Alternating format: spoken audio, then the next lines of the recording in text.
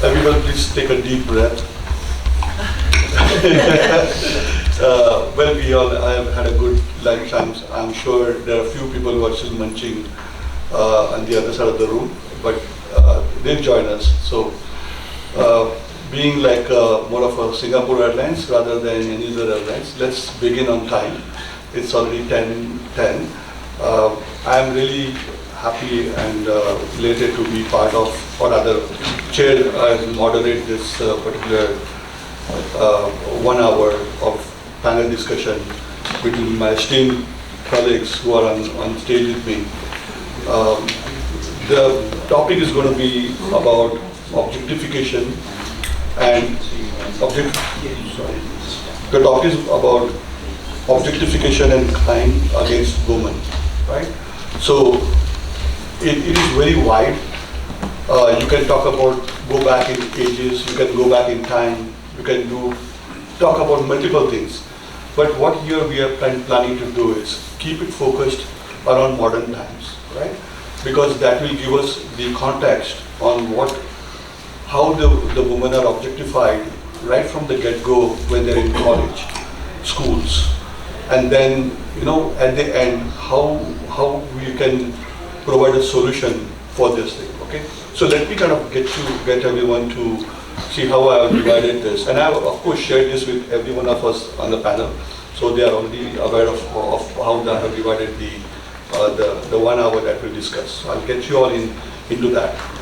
So first we're talking about the peer pressure that every girl and a boy too, they get through when they're in the college to school, right? So that we'll try to have opinion about it on the peer pressure. Then we will go about, there was a very famous movement called Me Too movement. If anybody does not know what is Me Too was when women, they came out in numbers talking about how they were abused by people in a position of power. So they came out after understanding that this was not happening only to them, it was happening to every one of them. So that Me Too movement, there was a very deep impact within the society. So we'll try to discuss about that and get opinions, and of course anybody wants to join in there. It's a very hot, debatable topic. Third thing is basically we have this victim shaming. So there is an onus on women really to prove their innocence. That itself gets into a duplicity of our society, into why that has to happen. Why there was the point where there is something written that you need to have 4 witnesses to provide that a woman is raped. Why? Why you need to have a witness? When a woman says it, she says it, right? So, and media actually goes out to propagate that particular victim shaming in the first place. And it happens within the judiciary, it happens within the regular society, and that we will try to discuss about. The fourth one is a little bit of everyone. The fourth one everyone has gone through probably within the neighborhood or within their own immediate surrounding, and that is, of course, the domestic violence about women, on the woman, and it's the vice versa as well. So it's not just women who go through the domestic violence, it is basically the neighborhood that goes up into that particular activities. So we might kind of see if we can spend some time on that, but ideally I would like to jump straight away to how we can reach to solution of all these issues, right? Again, in the modern times, the context is the modern times. So like how mothers can really teach their boys to behave, right? How mothers or other parenting, where father can speak with their daughters and tell them that it's no point in trying to have the peer pressure among your friends. Focus them towards the goals, and have them progress towards their own success, rather than getting into this miniature thinking about being victimized, and of course then becoming the object, ultimately landing into being criminal or become a victim, right? So these are all 5 points I think we'll discuss, and I have spoken a lot. I'm sorry about that, but I think let me kind of jump into our first that we can talk about is the peer pressure, right? So I open the floor. Who would like to pick up the first? The question I would let me again restate the question because it might have got lost into the other points that I was trying to make. What is an impact of girls being under peer pressure, stating that they have to behave and act or dress rather in a certain way? So what goes into girls' mind, women's mind, and then how they can fight towards it, right? So who wants to pick this up? I can start. Yeah, please go ahead.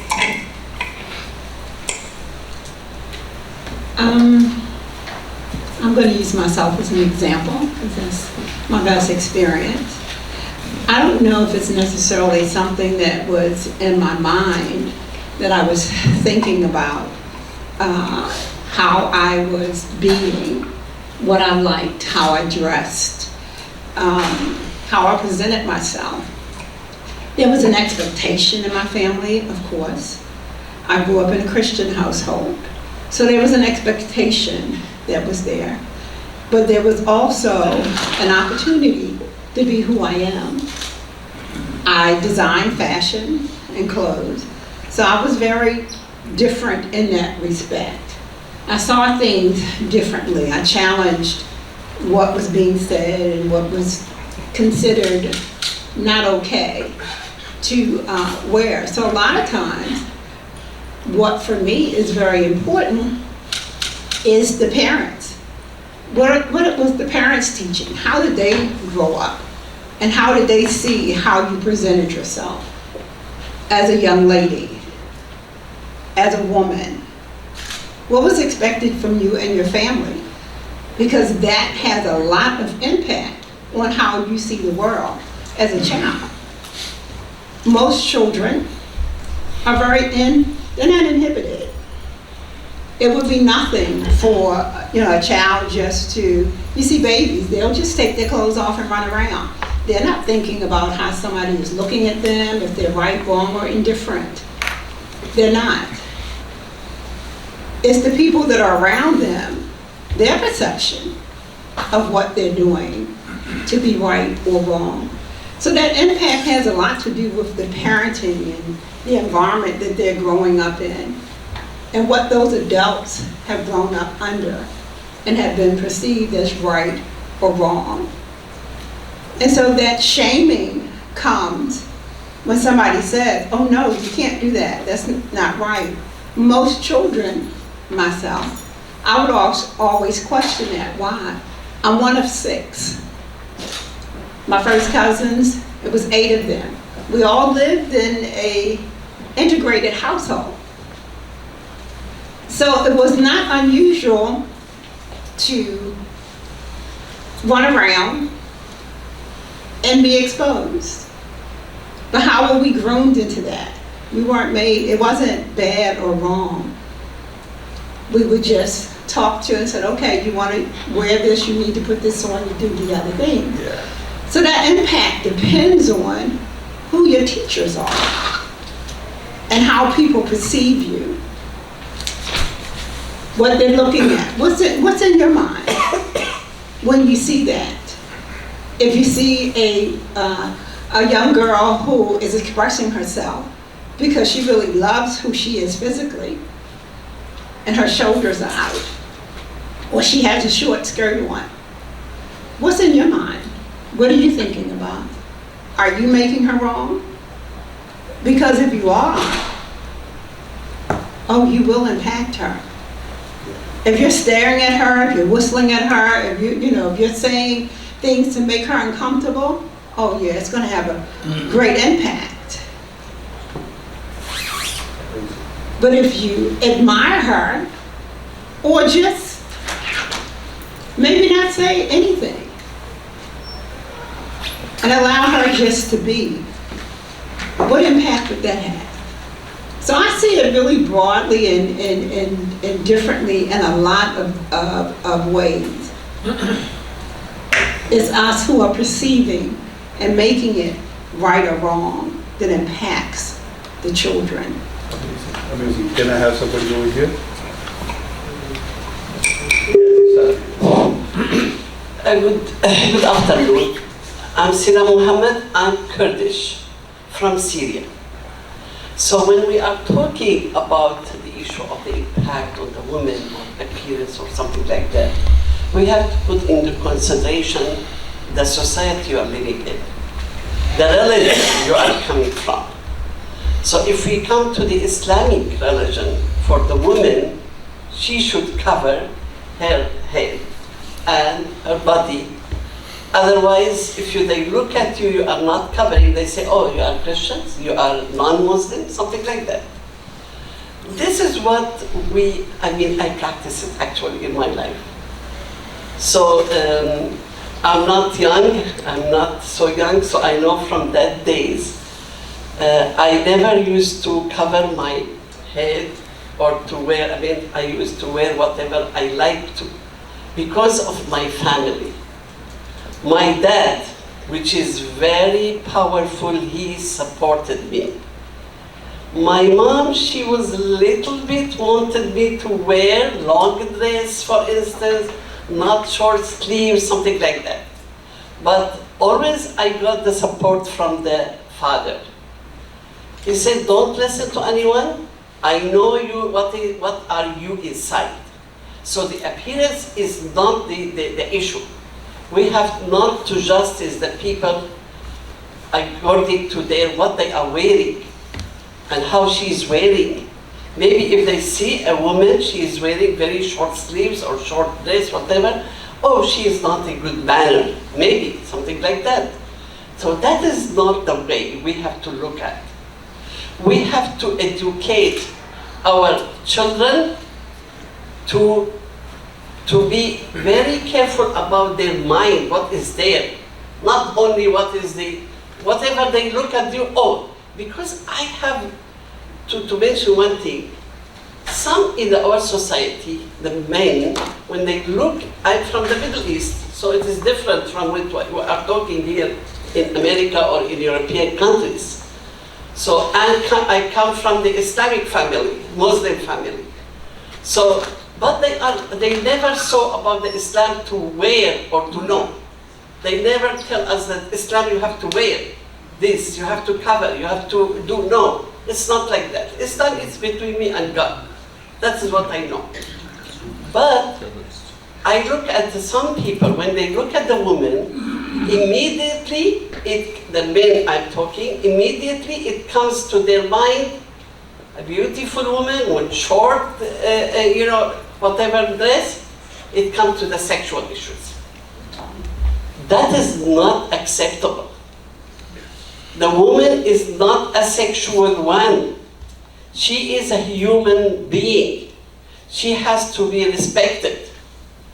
I remember very well, I have a daughter, she was about 6 years old. I want to just to tell this, because the family, how they educate their children, it makes matter, the difference. So that time, she is telling, Mommy, look at our neighbor. She is a woman, she is in the garden, she is wearing very hot weather, she is wearing scarf, she is wearing very long, and she is in her house in the garden. But look at her husband, he is wearing short, he is wearing, just under, this wear, and he is in the garden very freely. So why it is, she is asking why it is allowed for him to do like that, but it's not allowed for her. So this is a big question. And this is the impact of religion, of course, on the family or on the girls. So for that, I think the education, I'm talking about nowadays, this is, till now, we have this in our society. Till now, at this moment, in Syria now, we have a new government come to the authority. This government, it has a radical background. like Al-Qaeda, Jabhat al-Nusra, and HTS now. So this government till now, who is in the authority in Damascus now, the people there, they will go after the girls who is wearing very short. They will say, why you are not covering your head? Now, we are in the modern days. And now we have this government interfering in everything for the people. That's not acceptable. True. So thank you. True, very true, very true. And you know, we have Habibi here. Please, from after that we will come to you. Please go ahead. Thank you so much. Actually, can you repeat the question and elaborate? Because I'm Sure. confused about the peer pressure when you speak about it. Sure. So, you know, peer pressure, when you take from the point of view that in modern times, a girl goes to school, and then she gets bullied, right, into certain way of behavior, certain way of approach towards life, right, and then as she grows up, she tries to become as what she sees in movies, Hollywood, whatever would be on. Okay, I got it. Thank And you. then what happens is downhill from there to her to become objectified by everyone around her, and then that's how you kind of see where you can make those change, right? So this is a way. I'll take that. Oh, but that works. It doesn't. Okay. Thank you. I actually got the question right now. So the peer pressure, which in the context which you said, Mr. Desai, use it in a negative way. I will give you another side of the peer pressure. Men fall under peer pressure 10 times more than women, Certainly. but they are never asked this question. Peer pressure from a woman's point of view, look at the Kurdish resistance. That was peer pressure. One woman looking at the other woman and the other encouraging the other and going into fight. Yes. Look at the resistance of the Afghan woman. That is peer pressure. One woman standing up for other women, the other one going to jail, and 10 more women raising their voices around the world. That is peer pressure as well. The peer pressure and men that nobody talks about, and I'm going to tell you this right here.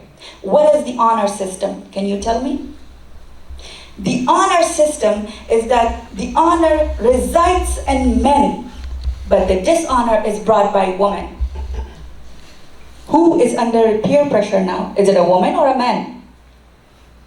If a woman is wearing certain clothes, if a woman decides to go a certain way, if a woman decides to do something, why is it that a man is seen as dishonor and the honor from a man's perspective is discussed, and the peer pressure for women is discussed but not for men? The society right now is not under pressure because of women's dressing and the way women dresses. It's under pressure because of the policies, the system, and the patriarchy that has been put in by men, whether it's religion, it's government, or anything else you speak about or you talk about. Unfortunately, when we talk about certain topics, they are so patriarchal and so that one point of view, that systematic oppression of women, it comes indirectly and it's insinuated there that we don't realize that the question in itself is actually in a way where it's subjecting and it's patronizing women. Yeah. We women have fought against patriarchy and against oppression for years and years, and it was the support of other women and peers who actually stood with us, stood beside us, and encouraged us. Today, we have 3 women over here supporting one another and raising each other's voices. So it's not just the negative side of the peer pressure and the woman, but also the positive side. And the peer pressure, if anybody wants to discuss it, please discuss it from the men's point of view and address it to men, because that's where we have a problem right now. Thank you. Yeah, I agree. And for that, I would like to take it to one of the men. Okay. So Harilal Patel, he is one of our esteemed panelists. Please go ahead, Harilal. Well, I will start with the peer pressure. I have 3 daughters, all grown up in 3 different professions.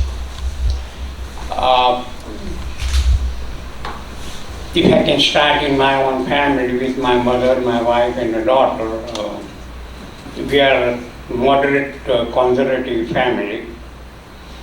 So the fashion did not take much of the first place in my family anyway. Regardless of it, peer pressure is mentally built in by the individual. You take habits as if somebody tells you, and if you feel it hard, then you feel it hard. If you don't, it doesn't bother you. Out of my 3 daughters, one is, we used to call Tiger. She was a kind of tiger. She still thinks she is, and she lives in Hollywood. And I'm not worried about it, but when she was very young, I was. 2 others are just like me.